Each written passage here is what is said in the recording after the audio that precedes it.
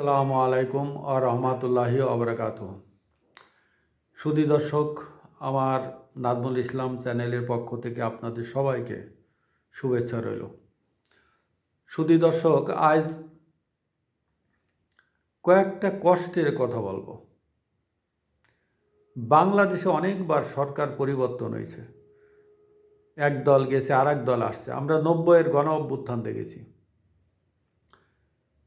আমরা 96-এর আন্দোলন দেখেছি, আমরা 2001 সালের পট পরিবর্তন দেখেছি, আমরা 75 সাল পরবর্তী দেখেছি।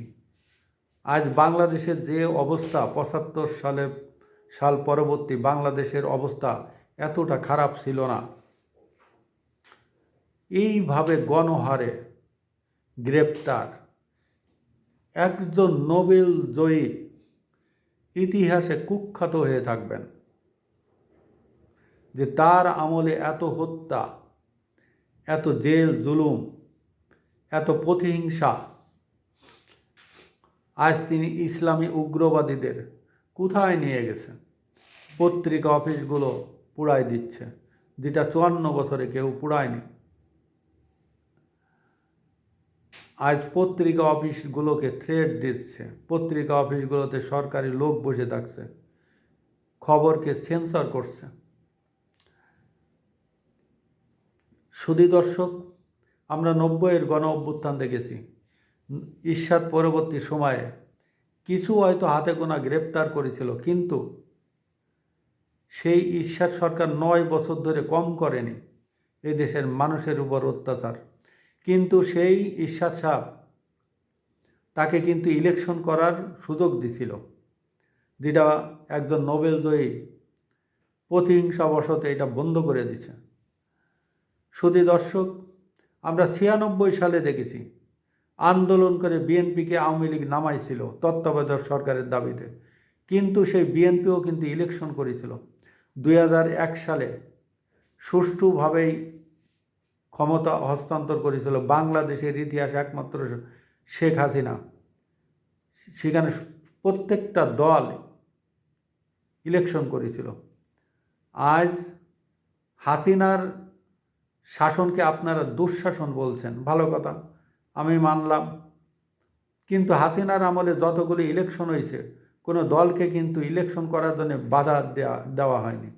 দলগুলো ইলেকশনে যোগদান করেনি, যার কারণে তারা নির্বাচনের বাইরে ছিল। 2018 সালেও কিন্তু বিএনপি ইলেকশন করেছে। 24-এ বিএনপি আসেনি, এই কারণে বিএনপি ইলেকশন করতে পারেনি। কিন্তু তাকে কিন্তু বাধা দেওয়া হয়নি, তাকে নিষেধ করা হয়নি। সুধী দর্শক, আজ আওয়ামী লীগের ইলেকশন করাই তো নিষেধ। কেন? আপনার জনগণ যদি তাদের ভোট না দেয়, তাহলে না দিবে। নিষিদ্ধ করলে জনগণ করবে, আস্তে আস্তে মুসলিম লীগের মতন বিলুপ্ত হয়ে যাবে। কিন্তু আপনারা শক্তি দেখায়ে, নির্বাহী শক্তির মাধ্যমে দলকে নিষিদ্ধ করে এইভাবে ঠেকাতে পারবেন না। কারণ কতদিন ঠেকাবেন? শুধু আওয়ামী লীগ বলে না, এই আওয়ামী লীগ কি জামাতকে ঠেকাইতে পারিছে? জামাত কিন্তু আওয়ামী লীগের থেকে অনেক ছোট একটা দল, যদিও তাদের বয়স অনেক, কিন্তু আওয়ামী লীগ তাদেরকে কোনোভাবে ঠেকাইতে পারেনি। নিষিদ্ধ জিনিস মানুষ কিন্তু খায় বেশি।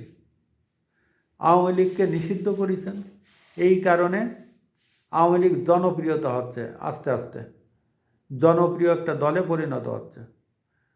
আপনারা 32 ভাঙ্গিছেন, সব থেকে আওয়ামী লীগের উপকার হয়েছে এখানে 32 ভাঙ্গে। আপনারা ইতিহাস থেকে মুছে ফেলাতে চাইছেন, ইতিহাস থেকে জনগণ মুছবে না। বললাম না, নিষিদ্ধ জিনিসকে খায় বেশি পাবলিক।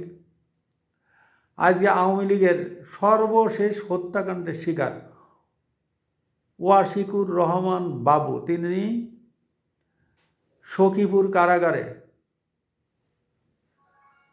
সরকার বলছে যে স্ট্রোক করে মারা গেছে,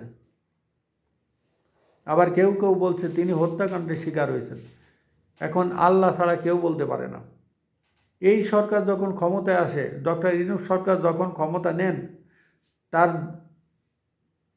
3-4 মাস পরে বগুড়া জেলখানায় 1 মাসে আওয়ামী লীগের 4 জন মানুষকে হত্যা করা হয়েছে। এটা এক হিসেবে জেল হত্যা। এইভাবে অনেক হত্যাকাণ্ড ঘটেছে, এগুলো আমি জেল হত্যা বলবো। একজন মন্ত্রী, ভদ্রলোকের নাম আমার মনে আসছে না, আমি ওনাকে নিয়ে একটা কন্টেন্ট করেছিলাম, কিন্তু ওনাকেও আমি দেখেছি একটা ময়লা বিছানায় তাকে হাত করা অবস্থায় রাখা হয়েছে। তিনি মৃত্যুর পরেও তার হাতে হাত করা ছিল, মানে মরা মানুষ উঠে দৌড় দিব এই কারণে, দৌড়াই পালাই চলে যাব।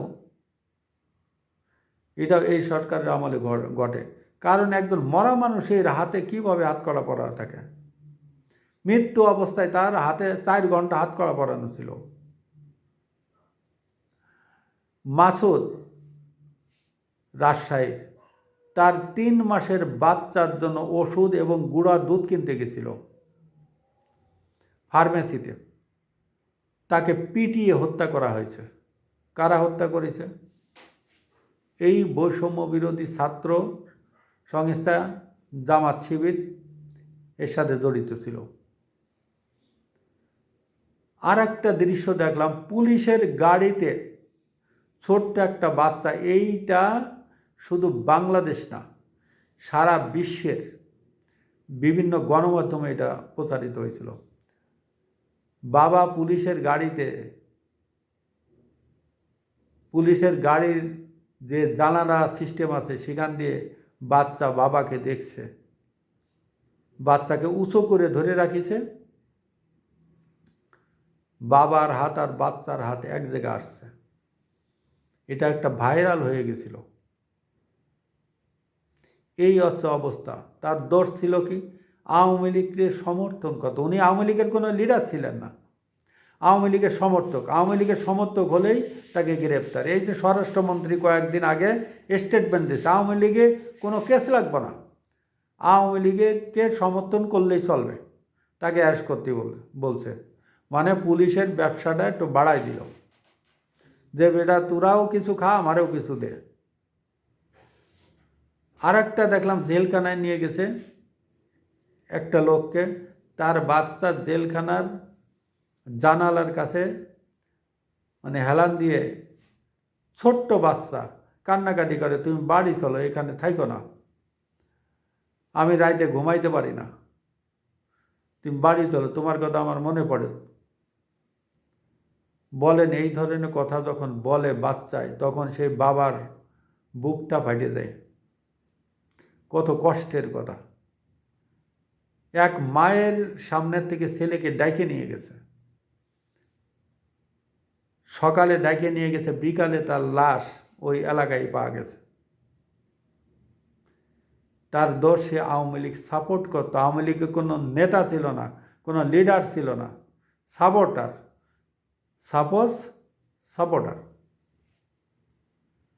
শুধু দর্শক, এইভাবে বললে আরও অনেক কিছু বলা যায়।